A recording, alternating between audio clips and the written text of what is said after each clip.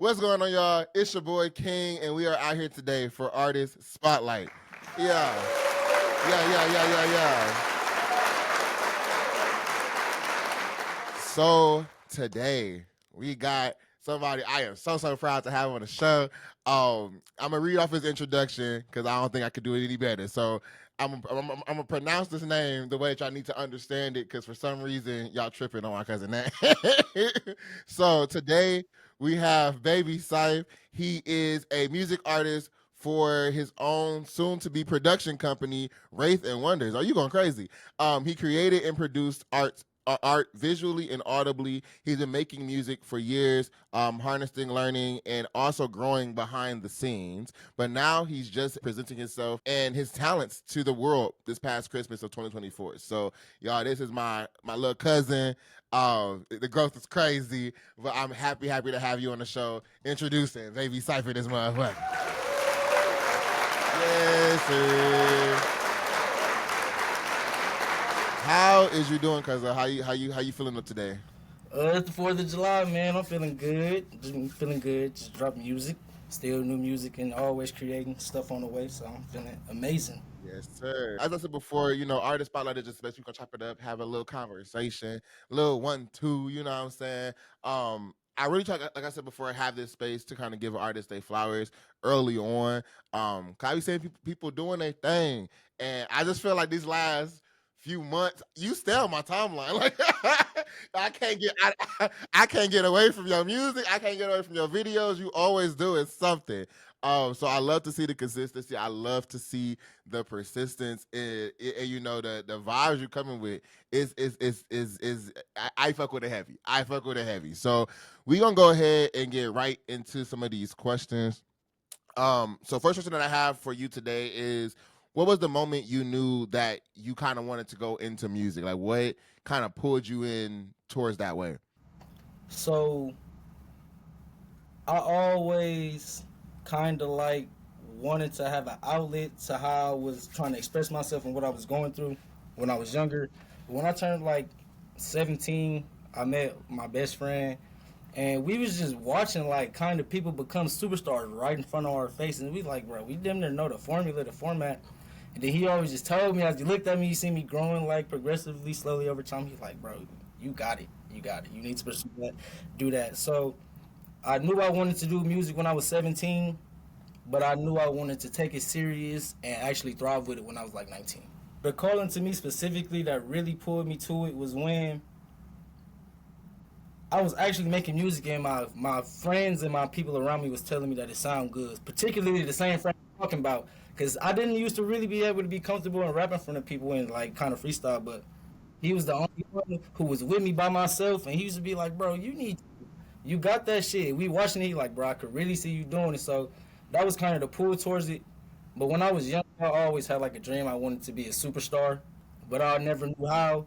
But as soon as I was able to tap into the rapping and the music, it was just like a straight correlation. So I seen that as my outlet, and I took it. Oh, I love that alignment and alignment. Always come. I think it's a saying like doing what comes to you naturally. And I can tell kind of like when you are even in your videos, I can tell like you feel like you in your element. You look like you in your element. So I hope that that's something that you actually are not only feeling the passion behind, but the support that you got out the gate is that's something that you got to run with because people don't usually always have that out the gate from that. So what kind of inspired the name Baby Scythe? Like where did that come from? So, baby, as you know, I'm the youngest of the family, the youngest of the clan, each and every way, shape, and form. But that was the baby part in it because I was the youngest. But the Scythe name came from my cousin. Shout out Kev. He just always find me as like different and cunning and mysterious in a type of way. And he was like, bro, that name, something about that name in particular, you need to stick with it and run with it. So shout out to Kevo for that. Name creations is always an interesting story. I know I got a lot of questions behind like my moniker for King J or J the Don or Poppy Frio specifically. That was the one people was like, "What the hell is Poppy Frio?" Uh, but I think it definitely compartmentalizes like your energy. So like, do you think you got like when you are on these songs? Because it sounds like sometimes you bouncing back and forth from like different vibes or different energies, but you still got the same tune. So like, do you feel like you got like how a lot of artists got like alter egos and stuff in their music? Do you feel like that's a separate sense of you, or is that still you as a person, or is it like something that you kind of just curated for that music space? All right, so particularly this is why it's real important, and it's a real deal. Shout out to Kev because when I was able to like actually profile myself in like this music, and I was able to like keep going and just like correlate. I just kind of found this like a alter sense, like a second sense. So what I find like an alter ego, some may say, but it's really my spiritual side of me. Like the name Scythe became bigger than just music to me, and that's why it means very much to me. And I'm gonna just try to print him out to the world as much as I can in every way, shape, and form. It's my alter ego for sure.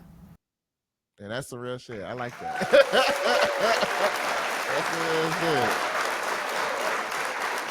Yeah, no, I definitely. I remember when I was at the studio and I put out my EP for "It's Only Right" in 2023, and I was at the studio. I only have on that project, I think, like one or two songs that I actually did in the studio. Everything else I did at the crib, so all the setup and all that kind of stuff.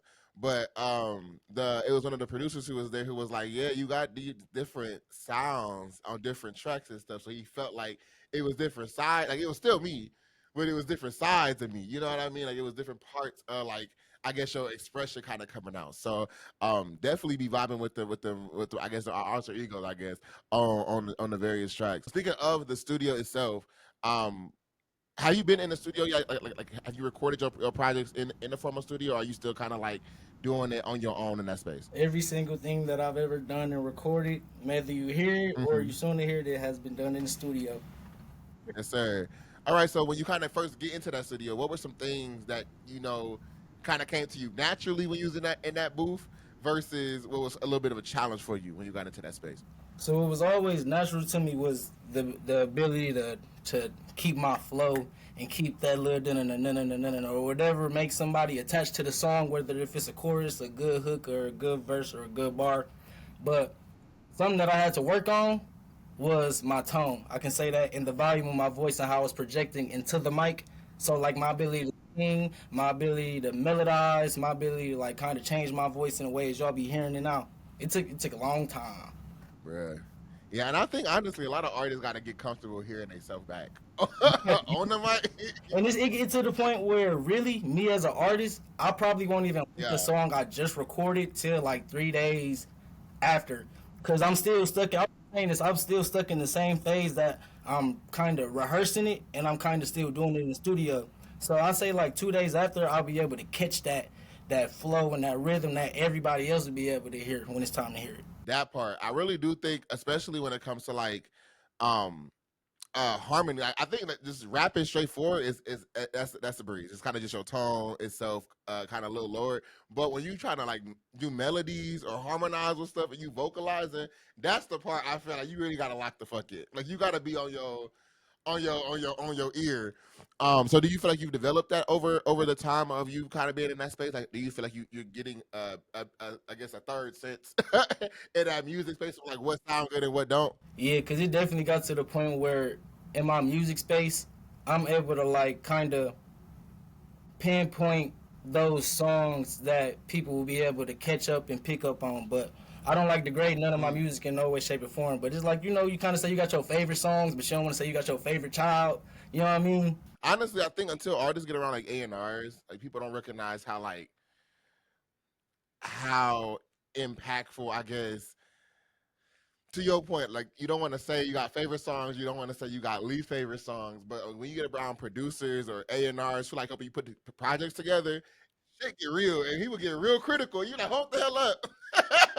So with that, how and you kind of mentioned this kind of having people around you already. So do you feel like you got a team behind you, or you feel like is it just you on your solo dolo? Me right now, it's on my solo dolo, but I can give a shout out to the few people that are on my side and help me when it come to putting my visualization out there. But in terms of music, producing the music and everything behind that, that's all me. That's all solo right now. But my team behind me, creatively in a way, that's helping me get the image of Scythe out there so people could be able to see me as they hear me. Shout out to them, yeah, for sure. So we got a team when it comes to that. So with people around you, how was it?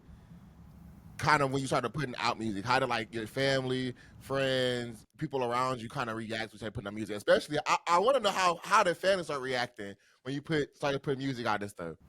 Okay, so it's crazy because this journey has been very coercive and it went two ways. I'm glad you said that in both friends and family because if you know me, you know I always used to be with like friends a lot of the time, and I used to be like I guess you could say deep, like a lot of us. And when I started actually embracing the music and stepping forth in this path, I kind of lost all my friends.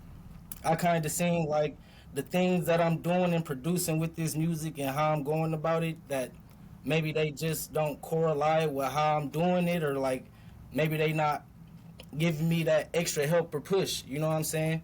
But on the other hand, family was my backbone. They was my this is it's like they was waiting on me to bring out something, and this was like the golden box that everybody just wanted to see. So my family really was the push behind a lot of it, especially when I just first dropped my first couple of songs that led up to my first release.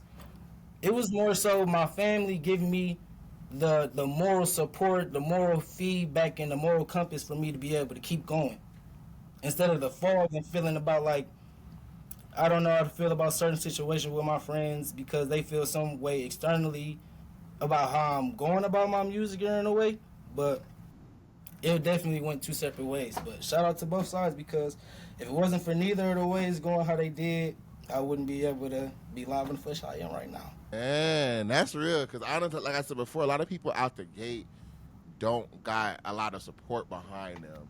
And I think my theory behind that shit is honestly, I think people see you in a way.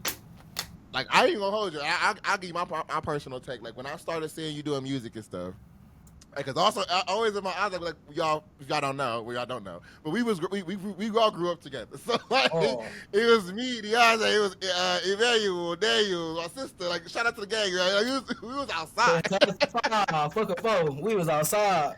No, for real. We was outside on scooters in this bitch. So like we Ripstick. really ain't had no time. Like, had no problem, bro, on bikes and shit. So it's crazy to see. But when I started seeing you putting out music, I was like, okay, because I'm putting out music, it's okay. I already put out music. It's cool. It's a vibe. I put out music too. Like it was a vibe. But then to see like project after project after project, and it wasn't like 2 or 3 songs. You had like full length projects. Like you had Aristocrat that came out in 2024. You had Poetic Justice that came out this year, and then another one that came out this year. There's a hole in space.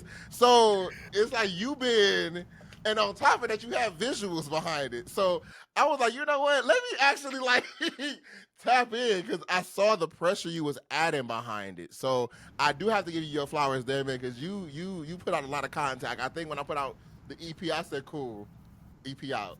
I got other shit to do. Yeah, So I'm for real, and at that point I was like building up Kingdom too. So it was like I'm trying to balance all of this stuff, but I feel like you found a space that you like. That's your lane. Like that music is your lane, and you running with it, bro. So I'm really rocking with it. I think out of your projects, I guess that's what we see visually on the outside of things.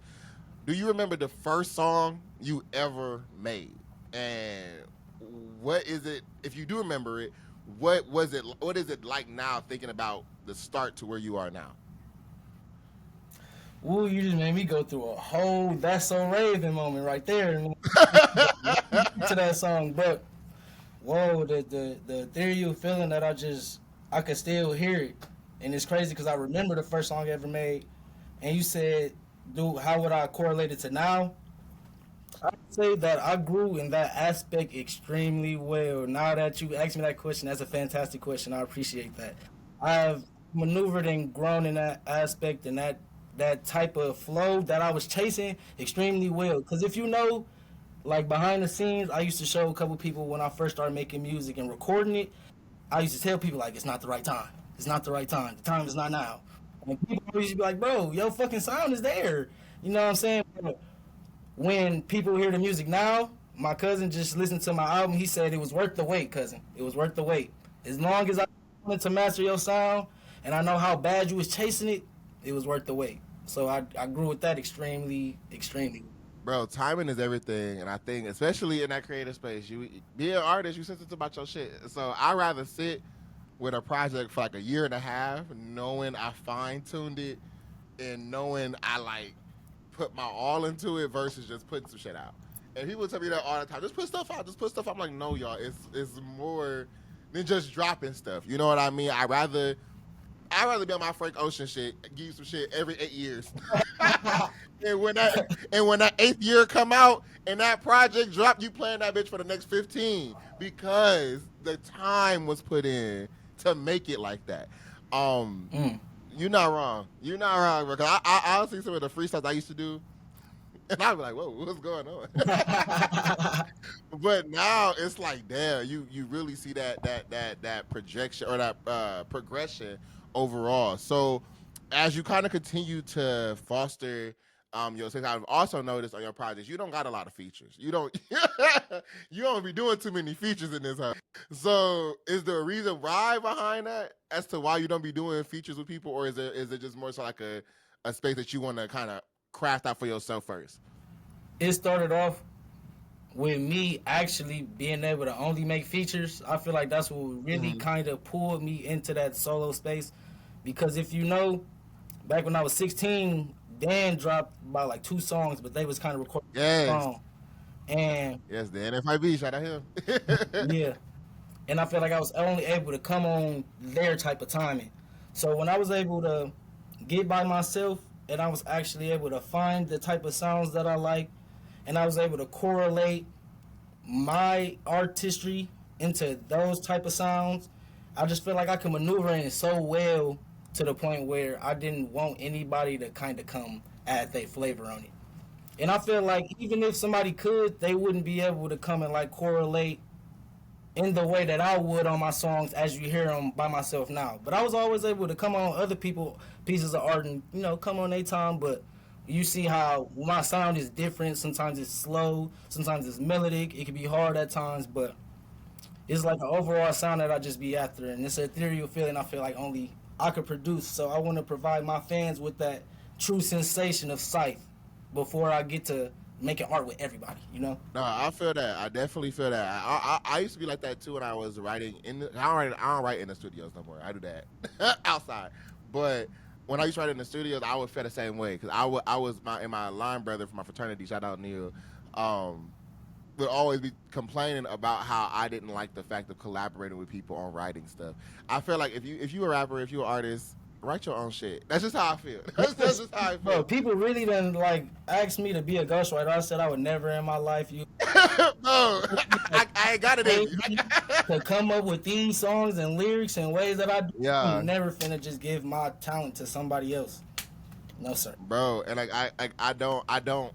I mean, I'm not going for folks out there who doing that. By all means, do your big one. And I do recognize like even like a lot of the hits that you hear on radios or Billboard and stuff like that do have a lot of minds creating those sounds or those hooks or those verses. But me as a person, I just think I like the craft of the music more than the accolades for it. I feel like that's what really pulled me into that solo space too as well because after somebody asked me that and I wasn't even really making music for real, but they knew I was able to come up with that that everybody ever wanted to catch up to and them words that they wanted to hear. Sat back and I asked myself that question, and I really felt God in my head like hell no. So that's what pulled me into that space of making my sound and being so heavy on my sound, and that's why I be sounding so mysterious and ethereal as it do now. I don't know. I feel like it's a vibe that people gotta tap into for themselves, and I think that creative source. I've had previous guests on the show talk about like the how God is like a divine source for creativity, and how everybody taps into it on their own Absolutely. way and shape and form, and it's a way that I can access it that you can't access it, so that you can access it that I can't access it, and it's a thing. So I don't know. I think with the collabs, I'm getting open to the idea of doing music with other people Mm-hmm. and stuff like that, but I want to make sure that it makes sense. I don't want shit to be forced. Yeah. I don't want nobody like I don't want to get on nobody's shit and I'm like changing they vibe, and I don't want my shit changing my vibe, but adding to it, like making it Mm-hmm. go harder, making it stronger. Um So with that in mind, I know you said you're not really focused on collaboration right now, but if you had the chance to pick anybody, alive, dead, famous, not, bubbling, grown, whatever, is there anybody that you would consider or want to have on a project, or a project that you want to hop on somebody else's? You said alive or dead? A full project? One person? Um, I'll give you three. We'll do three. We'll do three. We'll do three. Three people. Okay, I'm gonna have number one, Michael Jackson. That's my goat. That's my goat. Two, I can see that. my favorite artist, Bruno Mars. I need that. That okay? That's caught me off guard. I didn't know Bruno Mars was your favorite artist. Yeah, that's really Yeah, to do dude. music. That's really was my first. Yeah. I used to have a DSI, bro, and you used to be able to get like. All my stuff. I didn't have Wi-Fi at the crib when I was like 9, 8 years old. I had a DSI, and I used to listen to Bro, "It Will Rain" over and over on my DSI, sitting in my bed. bruh. And when I was like, bro, the nigga had a song called "I Want to Be a Millionaire So Bad," then turned it to a millionaire, and I'm looking at this shit like, okay, okay. And then he's just able to tap Yeah. the pace he do, man. That shit is glorious. But in the third spot, I'm gonna have to go with my inspiration for like all artistry, Young Thug, Why Young Thug? because he able to produce music and his lane of artistry so divine that nobody could kind of like match or steal his style. That part, I will have to say that I know that when he first came out, he he had a lot of attention because he was different. Like his aesthetic was different, his sound was different. And people had a hard time really like trying to understand what he was saying. I think that's what that's what made people like gravitate towards him at first. It was like, what the hell is this motherfucker saying? But as he kept putting out music, it was like, oh, bro got like a vibe. Bro has a whole theme around his music. Like it can't be replicated. And I gotta shout out Granny. Shout out to DS. Shout out Big The Gang. DSI. That threw me back. That threw me back. Yeah, yeah. Our granny used to we all had DSs. That was the go-to. Well, Man. that's the lady I'm doing it all for right now. And it's crazy that you say that because Hey. now that I'm thinking about it, the first Young Thug song I probably ever heard was Lifestyle, bro. And that's what really made me catch on to him. Because, they did a lot of shit just to live. Then he came on that bit. Then a lot of shit. I was a kid, though. I'm just. Yeah. Bro, Yes, like, caught sir. my attention. Then, like you said, it was the aesthetic and the follow up with him and just to see him be who he is. Yeah, for Yeah. sure. Yeah. Yeah, no, yeah, that yeah. You just had to be there, man. You just had to be there. It was a vibe, it was a time. I feel like we And a honestly, golden era of like this generation. Like our age gap, like, cause I'm 23. So yeah. places I always said that like you was like in the formal area, and then I was kind of like the last one, the class of 2020. But cause I feel like Yeah. they didn't able to grow up on the shows, the music, the aesthetic, and just like the feeling of seeing the media grow into how it is today. Like the kids Yeah, today bro. automatically just got a tablet at the age of 2, 3, or 4. We didn't get a phone to damn near high school, middle school. Like, what the hell?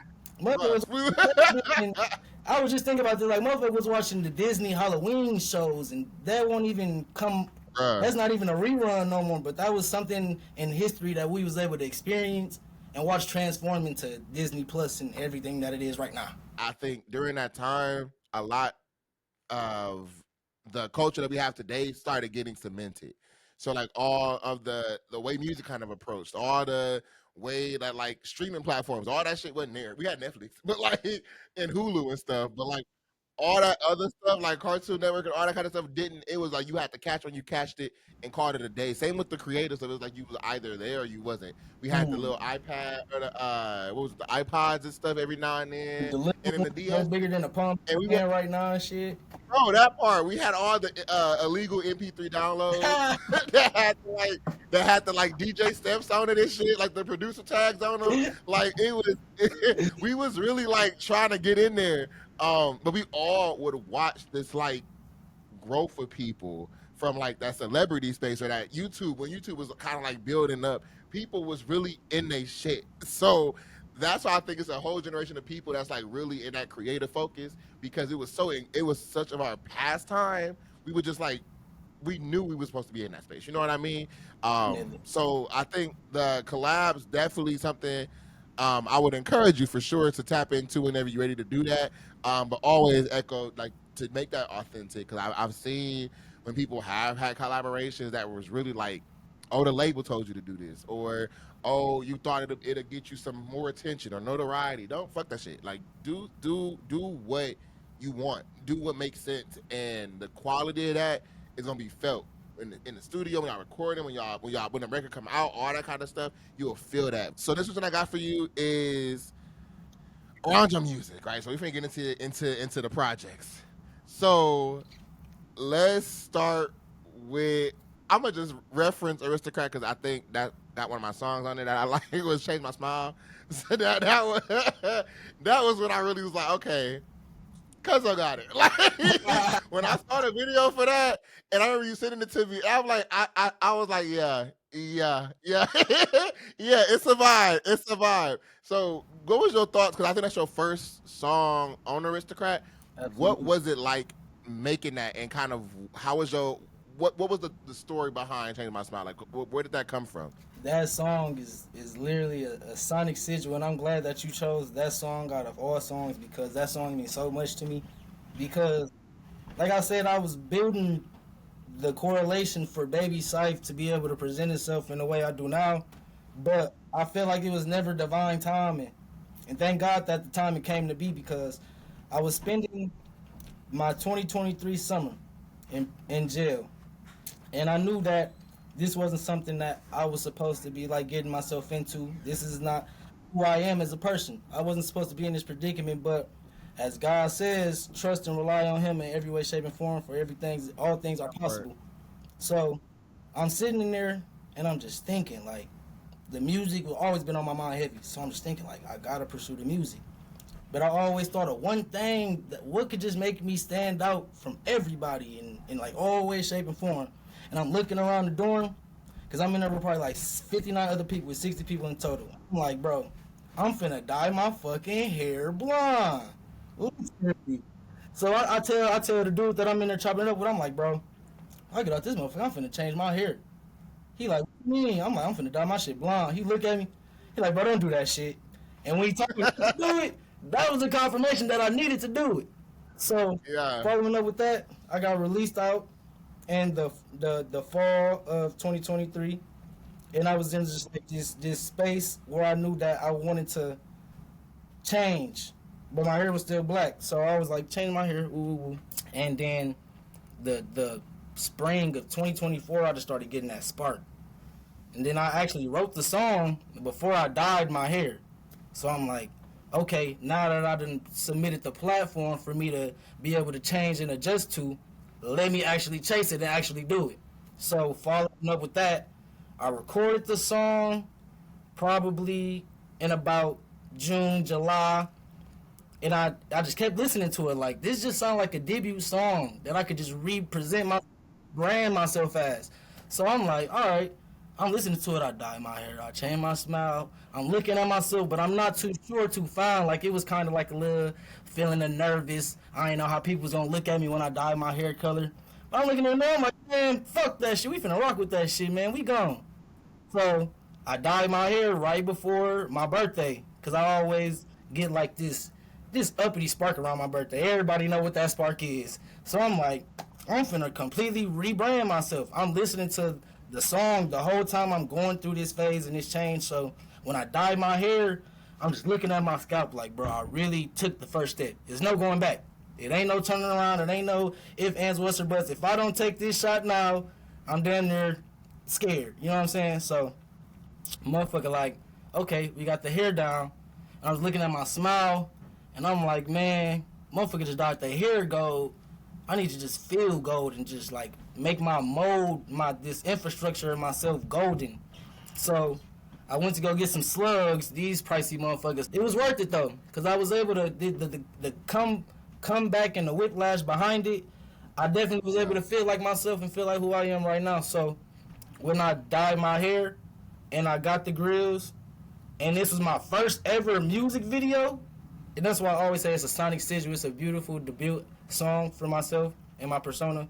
I was doing a music video when I was still having that sensation of being nervous, but midway I'm like, fuck that. This is who I am. This is what I'm about to do, and this is what I'm pursuing. I'm stepping into this space, and when I start really getting comfortable, I see the cameraman. He actually so behind some shots, he like, yeah, bro, I see what you on. I see what you after. And he like, how long you been? I said, bro, this is my first song. This is my first video. All this, that, and the third. So with that coming, and that building up, and just like all these personal affirmations on top of like the external, like your hair look good from the family members. Ooh, your teeth look good, and the sound song good to people before I'm actually releasing and dropping it. I was able to put up all that power and just alchemize and fuse it into the song and to be how beautiful and amazing it is right now. Man, see that? That's that real shit there. That's the part I think. That's the part I think a lot of people don't get into. Is like I think a lot of music is vulnerable, and it's like when people you don't know the meaning behind a song, you just kind of hear the punchlines, you hear the hook, you hear the verse or whatever. It's one thing to say the words of a song, but it's another to understand where it's coming from. Because when I first heard the end of the hook of "Die My Hair and Change Outside," I was like, I can hear this in places. Like I can hear this outside of just like, oh, I'm just playing and just be playing a song. Like I heard this like, okay, it's summertime. Like I saw a visual in my head. Like it's summertime. The summer just started. And we finna go outside. Like that was where I kind of came with that mindset from. So I really fuck with that song heavy. But also in your other projects, so like Poetic Justice and There's a Hole in Space, they both got very same with the first one too, Aristocrat. Those are heavy, like powerful titles behind those things. And I'm a person of word choice. So whenever you hear my music, it's like you gonna hear certain phrasing, and even my parents and my family know I'm real big on word choice, word selection, because words hold weight, words hold meaning for shit. So what kind of inspired the titlings of all three of your projects? So with There's a Hole in Space, I recently was just in a car accident. You know this. And by the grace of God, I walked out there and I'm able to move my fingers and my toes and do everything that I'm doing because the accident was real bad. So upon this, I don't know. I personally know what I was doing wrong because God always makes stuff happen for a reason. I appreciate him for that.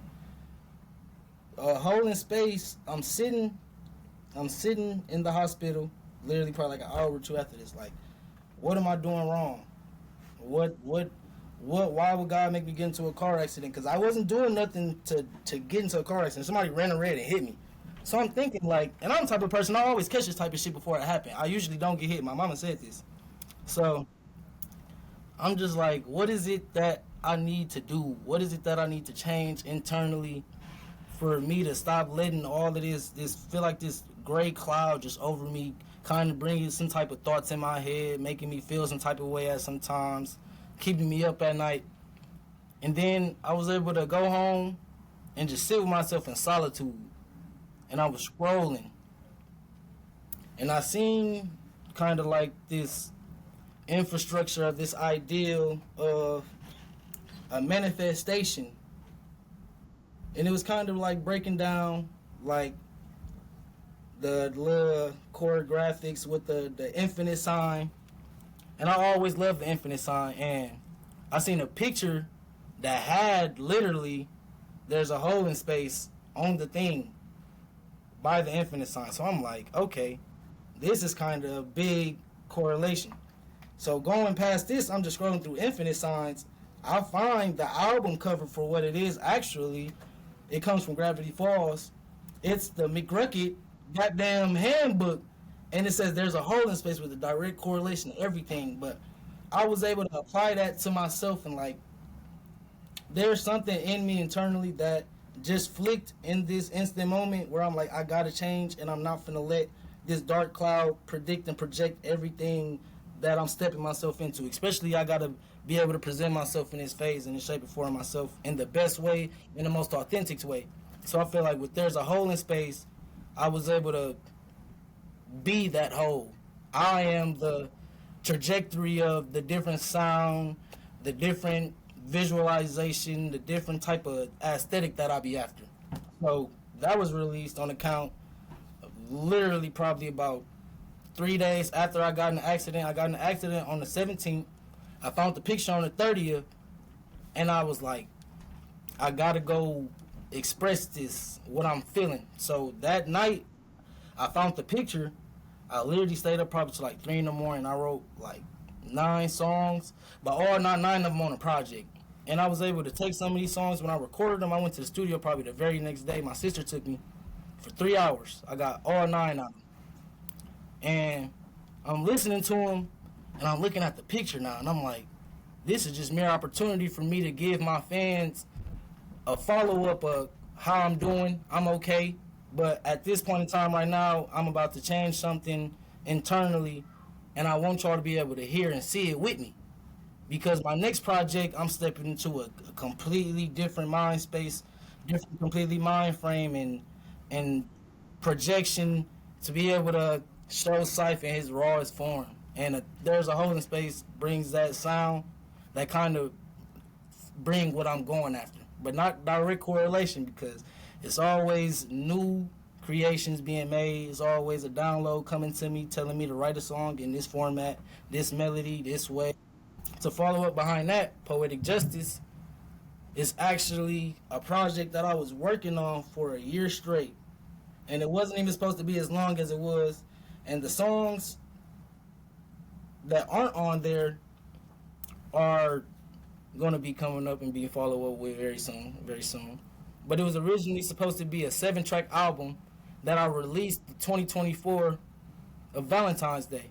But as I told you, I was still like coming up with this upbringing with dyeing my hair and like how I want to project myself. Because I wanted when people to hear me and see me, I want them to be able to be like, that's Baby Scythe. That's not Deontay. That's not D-Tay. That's not Tay. So, however people call me. I want people to be able to be like, that's Baby Scythe. That's that gold-haired kid who rap. You know what I'm saying? So I ended up postponing Poetic Justice for a year. And after I dropped Aristocrat, I was going into another space of cocooning, you know, coming up with my next move, saying what I'm about to do. And that just so happened to be an upbringing in my head. I'm like, let me drop this Valentine's Day. But I wasn't prepared for it, timely. It's always divine timing. And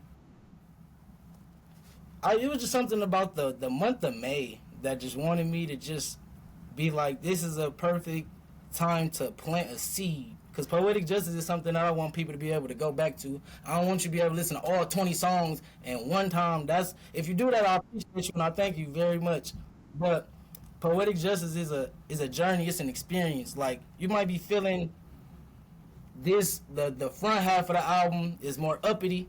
You might be feeling more, you know what I'm saying, get your jig on.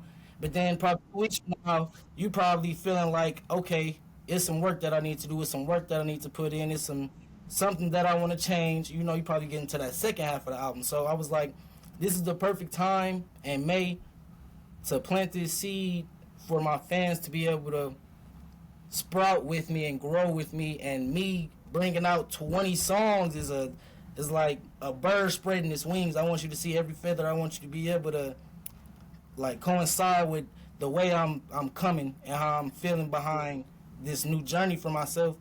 And it was something about the 23rd. I just love the number 23 as I'm 23 years old. That just rock with my head so much.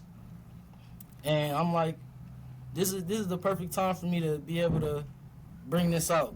And crazy to say, it was supposed to be longer, but I'm like, no, that's not how this artistry works. Let me actually make my fans see the picture I'm trying to paint. I don't want to just release music because I'm trying to get money from it and I'm trying to get exposure from it.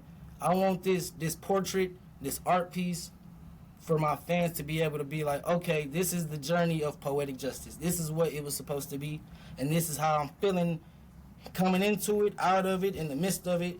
And that's how it was just like, it's like you growing along with the album. You feel me? Probably like ascension in audible form.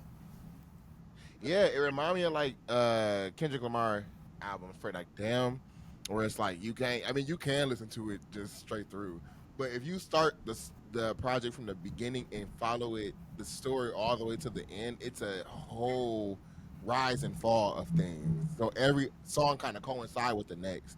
And some for some songs, it sounds like the song will bleed into the next song. So I think that's just another aspect of like the attention to the artistry. And you got a lot of references. I'm a very spiritual person. So in my sense, I always try to be attentive to like shit God trying to say through things or confirm through things. So like when a situation happened, like okay, well, why was that situation? Because I'm a firm believer. It take two. It's always something that you are able to pull from. There's never no losses. It's only lessons. So what was the takeaway from them things?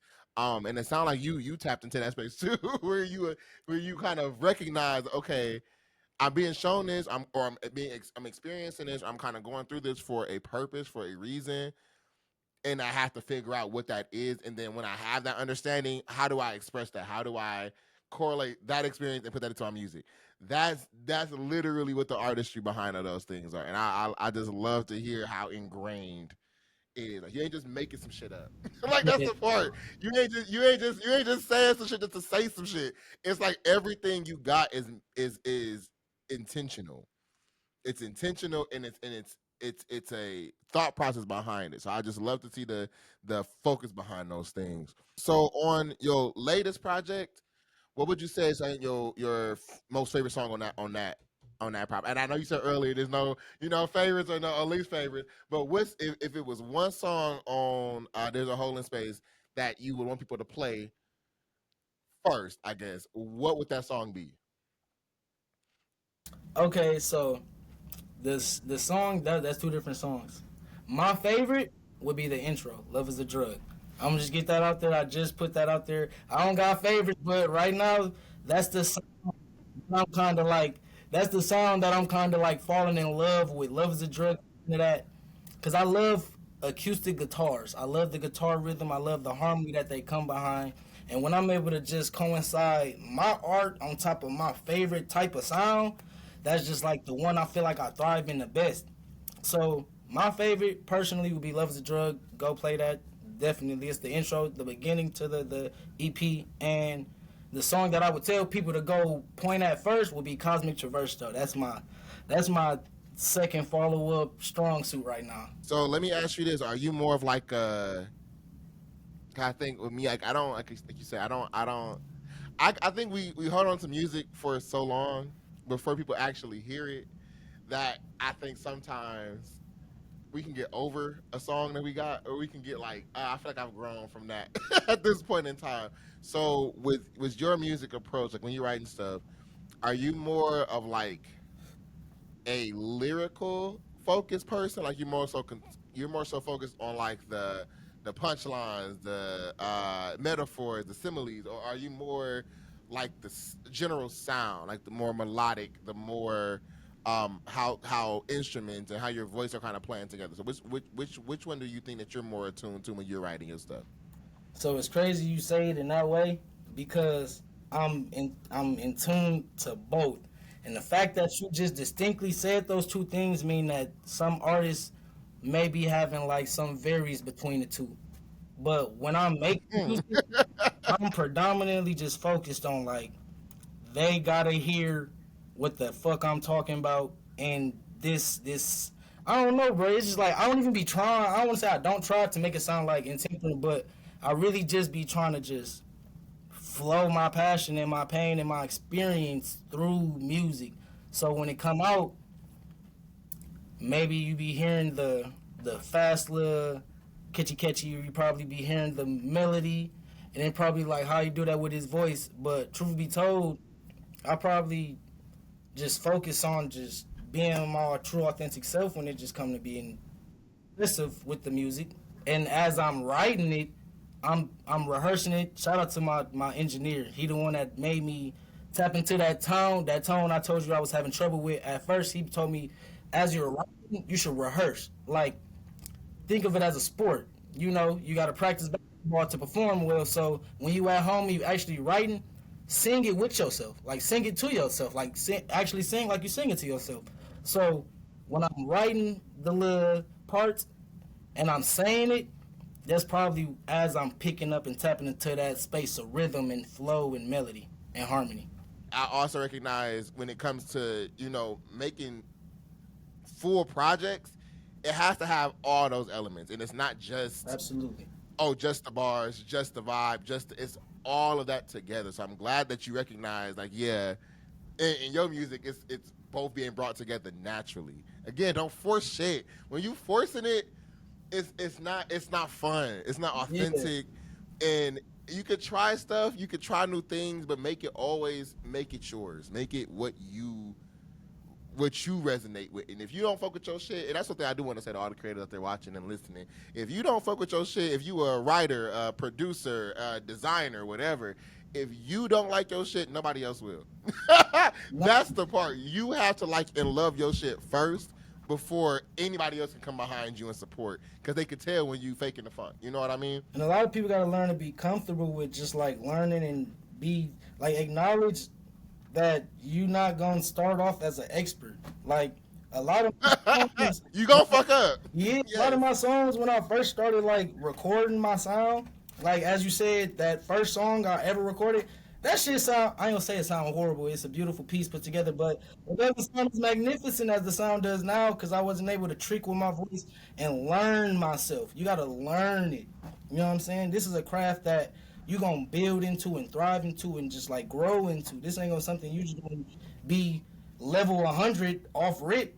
Like the lyrics could be there, but is your tone, is your projection, is the you sounding how you feel, you making the audience feel how you feel when you was making this and writing this and even recording this. You got to be down for the journey, down for the ride, down for the experience, because Bruh. you probably ended up loving being supposedly weak, because you're not really weak. You just kind of like building and flexing and exercising your muscle with it.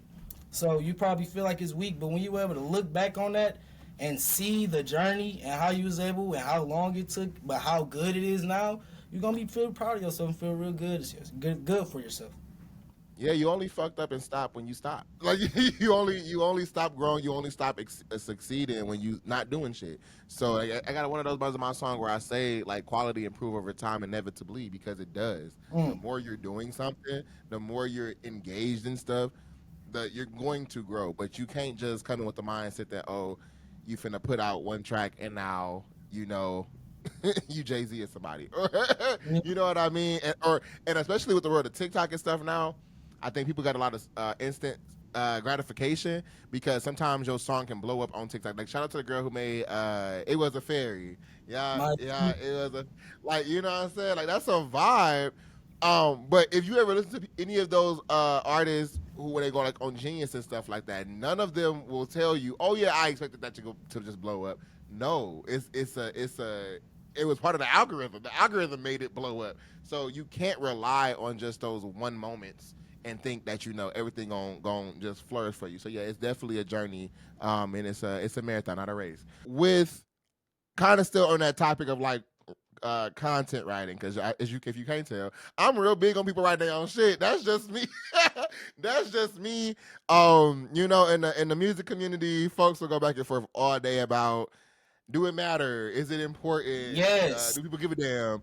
People will go back and forth all day, and I feel like my stance on that is like, if you a rapper, if you an artist in that space, write your own shit. But if you a singer, I recognize a lot more in that space. People are writing songs and then sharing them with each other. I But think that makes sense to me because not everybody got the same voice. So if I'm like writing a song for Beyonce, mm, can't nobody sing that song like Beyonce. You know what I mean? I can okay. anybody can write the words, but you can't sing that song like Beyonce. You can't sing that song like Michael Jackson. You can't sing that song like Patti LaBelle. You know what I mean? So I understand that sense, but when it comes to rapping, I feel like that's such more of a vulnerable storytelling space. I can't tell your story for you. And that's how I feel with that. That's just how I feel with that ghostwriting stuff. So with that in your mind, is there a lyric or a bar that you written that whenever you hear it, you like, damn, I was in my bag. Like I really went crazy with that one. Okay, so So with a lot of my songs, I definitely write from a place of being vulnerable. I definitely be storytelling. But one song in particular that I love, and it's on Poetic Justice, the second song I believe, it's called All In. And I wrote this dedicated to special somebody. But it's a line on there I said, I wish I had more time, but it got deeper. So like given that, I had to turn myself into jail, and I wish I was able to spend more time with that somebody before I was able to be institutionalized, I guess, because it was a good run.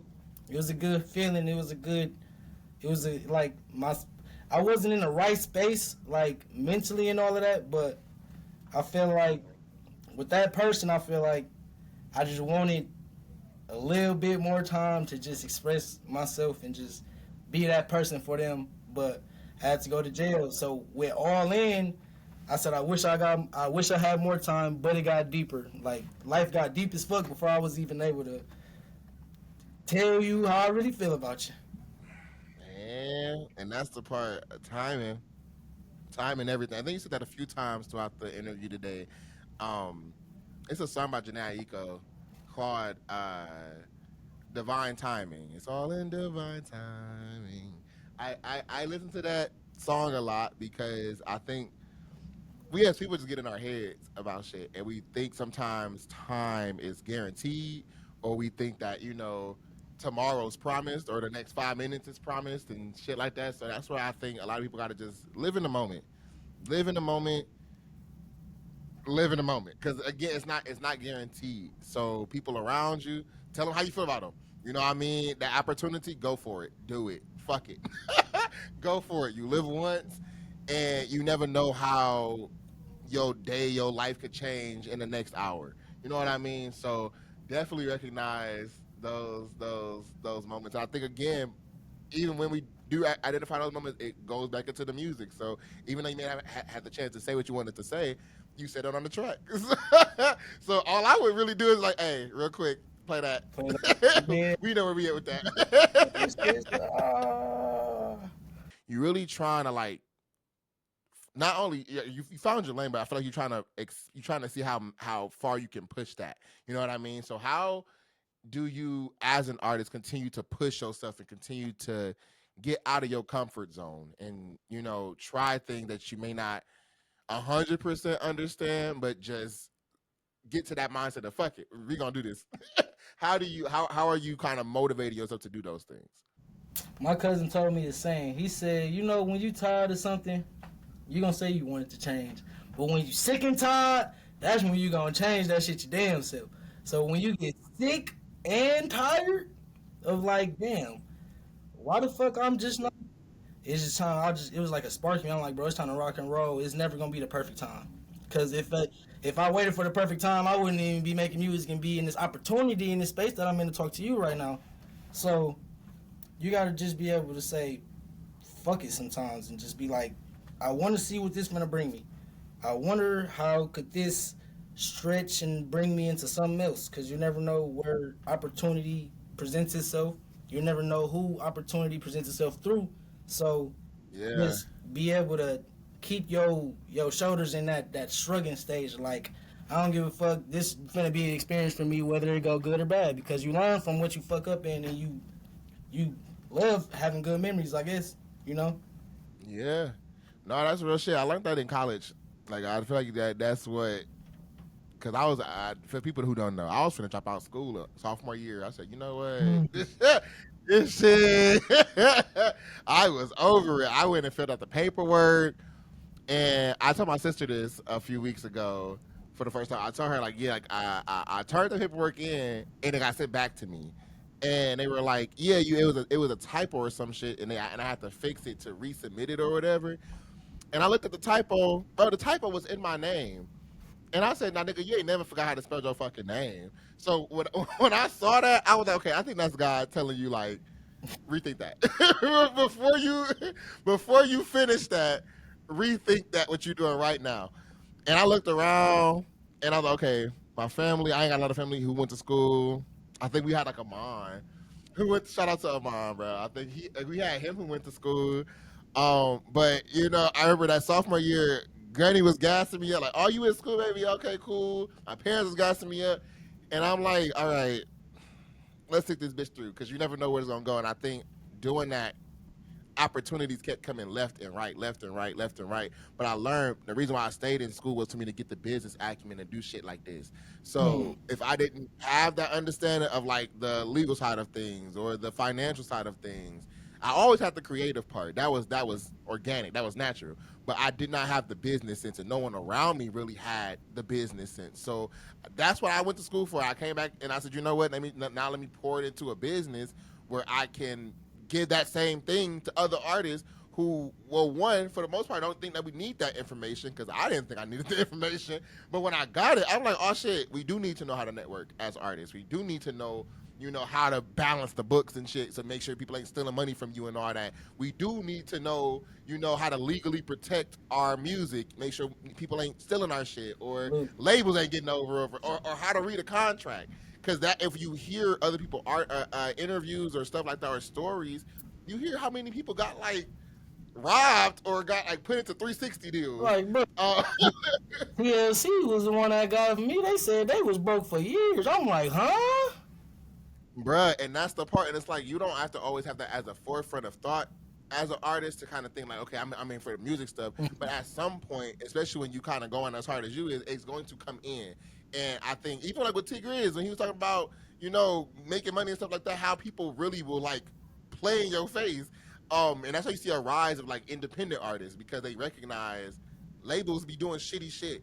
Labels will put you against other artists for no reason. Labels will shelve your music and you can't be an artist for the next 10, 15 years because you in a contract like Cash Dog. You can't do certain Wait, shit. so you So, think labels really will make artists get into it with other artists? oh, bro, yes. One of the one because so the people know I love me some Nicki Minaj. That's my baby. But two things I noticed in her career was the first one when she was kind of bubbling up. She had a performance with the Grammys. And I think this is the same year Whitney Houston died.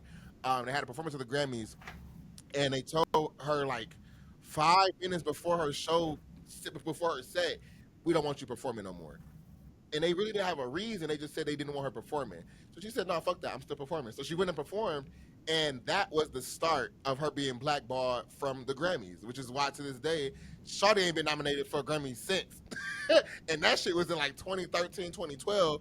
And at the same time, it's crazy because she's the highest selling, highest awarded female rap artist of all time. So it's like you would think by logic she would have that. Or when the other second thing I was talking about was when labels were putting people against her just to try to like knock her off that position. So like Lady London is, I'm not sorry, not Lady London, Lady LaSure from the UK is one of those artists who got on, I think was it the Breakfast Club or one of those interviews where she talked about a label offering her, I think like $100,000 to make a diss record against Nicki Minaj just in the hope that it'll start some shit. Bro, labels is crazy. They did the same thing with Cardi B and Nicki. They do the same shit with Nas and Jay-Z. They did the same shit with Soulja Boy and a lot of other artists. Bow Wow is another artist that they did a lot of that shit too.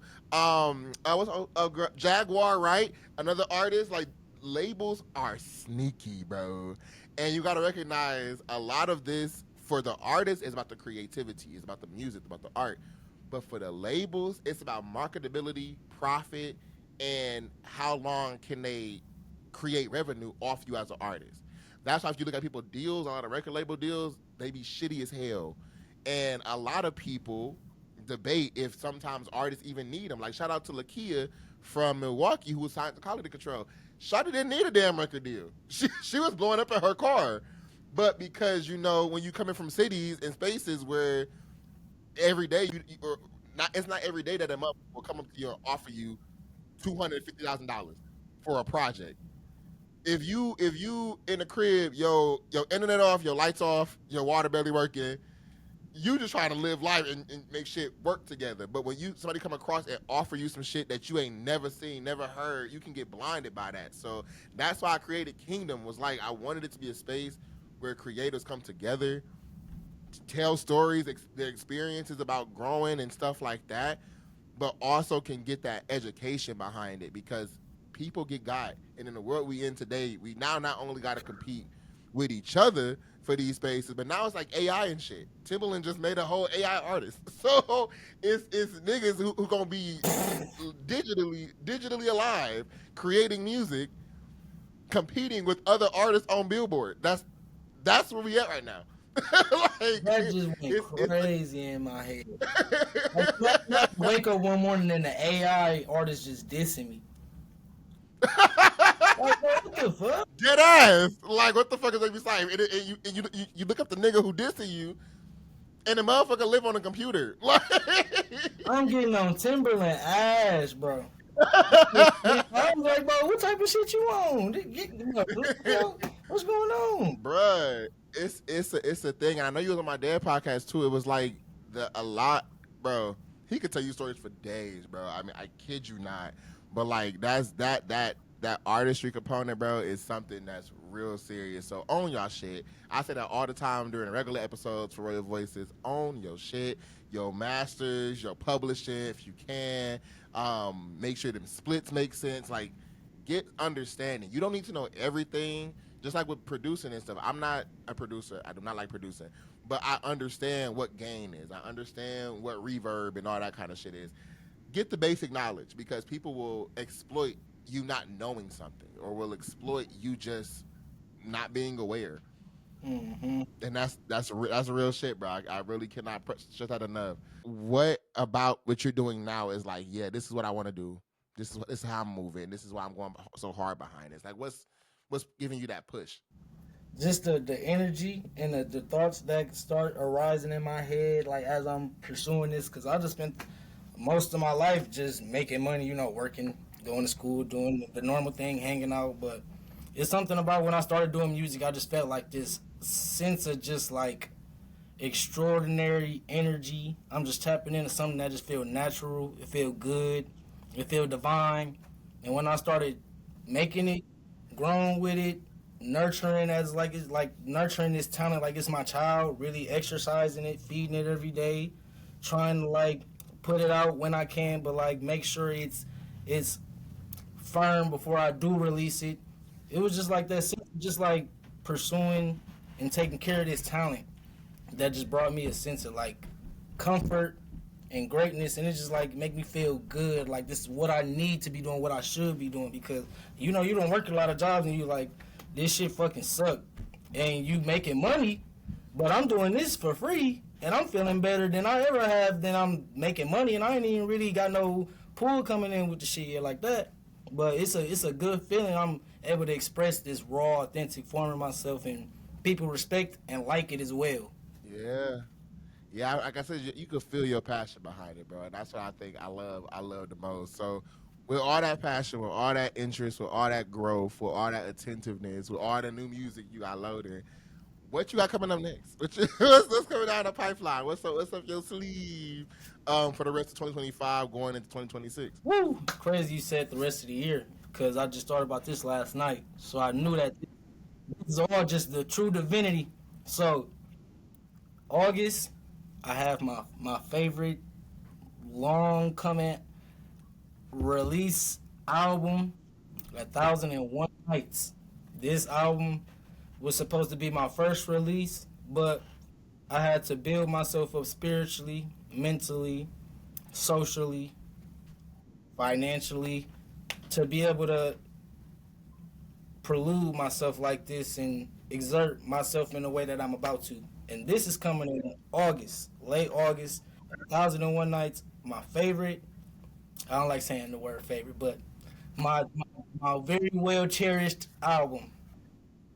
In suit with that, I want to release my favorite month ever is October.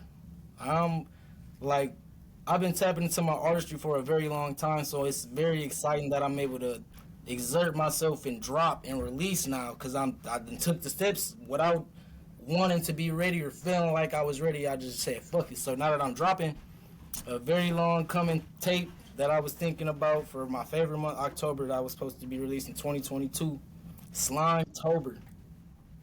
I don't know if this is gonna drop beginning October or if I don't know if this is gonna drop the end of October on the Halloween Slimetober coming, and that's probably gonna be one of those ones where you hearing this newness and this sensation of just like ethereal transformation. You know, like where is this coming from? Like, you know how when people first started listening to Thug and they, you know, kind of like what he was coming at, but they was able to grow with it and how he was able to build and flow into it. That's what these following projects about to bring. So Slimetober is coming.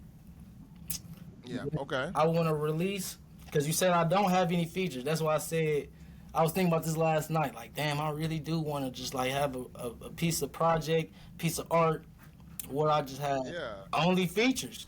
And I'm about to really do this. I'm finna release a tape with only features, and I'm probably gonna release this on Thanksgiving, so I can give thanks to God for being able to bring up this whole new horizon and give thanks to my fellow co-creators who are about to be on a project with me. We gonna name this probably Avengers Assemble. I'm thinking about it. Avengers Assemble, and that's probably coming Thanksgiving. And then we gonna conclude my rookie year 2025 with my own self-titled album, Baby Scythe, Scythe Frost. Yes, sir. I see, and that's the part I'm talking about. The passion behind that's the whole rollout. And that's just 2025. I'm gonna be watching. I'm gonna be waiting. I'm gonna be tapped in. I think that's gonna. Yeah, you got a fire behind you, bro. And that's the part of creators I love seeing. Like when I'm going to like the Forbes conference and stuff for 30 under 30, or when I'm at Adobe Fest stuff like that, and I meet other creators with that same drive behind shit. I don't know what it is, but it makes me so happy, bro. And I'm just so happy that you in that environment, that you in that space. Because it's been a long time coming, man, and I think people gonna start being able to feel that, bro. So seeing my little cousin on here, y'all don't understand that's a vibe, bro. That will never go away. I've been swallowing this whole interview. I've been swallowing this whole interview, bro. Oh, shit is crazy. Shit is crazy. So I know we kind of close at time. So one last question I do want to ask you is there any advice that you have for people who are kind of starting out in that music space? I always try to get some opportunity for folks to kind of share things. Is there any space that or any advice that you want to give to people who are growing, following what you're doing, and kind of envisioning themselves following your footsteps? Yes, I want to say, listen to yourself. And Mm, it's probably gonna sound real mm, crazy because a lot of people probably not really tapped into themselves as much as we are because you know we was grew up and raised into actual like being spiritual. A lot of people don't know how to listen to themselves so they can listen to what God trying to tell them. When mm-hmm. you really separate and isolate yourself from the bunch, and I'm talking about like probably for days, probably for weeks, probably for hours, however long you need to. You know how long Yeah. it takes for you to tap into that rhythm, for you to start being able to pray, for you to be able to pray and listen. So, with that being said, listen to yourself, believe in yourself, Mm, and mm. just don't no delete the idea of second guessing. Don't second guess nothing you doing. You have to be firm. You have to be consciously aware that like this is what you're doing and this is your second sense. Treat it like I seen this quote. It said it's a difference between being talented and being obsessed with it. People who are obsessed act like they gasping for their last air. You know what I'm saying? I need this. I need this to happen. I want this to happen so bad that if it don't, I fuck around die. You gotta let your artistry and your creativity, whatever sense you're tapping into, allow that to live in its own form as a second sense of you, because it's an extension of yourself. And you probably not even gonna understand where a lot of the ideas and creational concepts that you coming up or where they coming from. But when you able to dialect them and present them how they are, you fuck around, fall in love with it off the rip. So don't second guess. Trust yourself, listen to yourself, and believe in yourself. Bruh, that's the one for me. I'm gonna clap that on up, bruh. I gotta clap that one on up. Man, that believe in yourself part. That's one of my If you know, you know. One of my saying things from my fraternity: believe in yourself. Don't give up the fight. Keep struggling on with all your might. That shit there. Believe in yourself, because motherfuckers will. You'll be in an environment sometimes where people are not as supportive. You will sometimes have to stand alone, hold your own. You may be the only motherfucker in that bitch with the vision. Be comfortable in that. Run with that. Run with that. Cherish that. Keep that in your hand. And honestly, I think you got it, boss. So with that being said, thank y'all for tuning in to this episode of Artist Spotlight with Baby Scythe, y'all. I've been giving you your flowers this whole thing, but I'm gonna keep giving it to you, cousin, bro. Keep doing your shit. Don't let nobody stop you. Don't let nobody cut that off. And type in with the kid if you ever need anything. I'm here to support. Absolutely, 1,000%. Need a version, let me know. I'm always trying to learn and gather some inspiration and motivation from those who older than me. Because like I said, I'm Baby Scythe, I'm the baby. I know y'all not going to tell me nothing that's going to do no wrong. Y'all only want to see me do good. So definitely going to tap in on that inspirational tip and motivational tip. I want to thank you for bringing me on. I want to thank you for just giving me the opportunity to present myself as I am on Artist Spotlight. And I want to give a shout out to you. I want to give a shout out to my family, God first, and I want to give a shout out to everybody that's watched and everybody that's about to watch. Yeah, appreciate you. So with all that being said, thank y'all for tuning in, and we'll catch y'all next time on Royal Voices.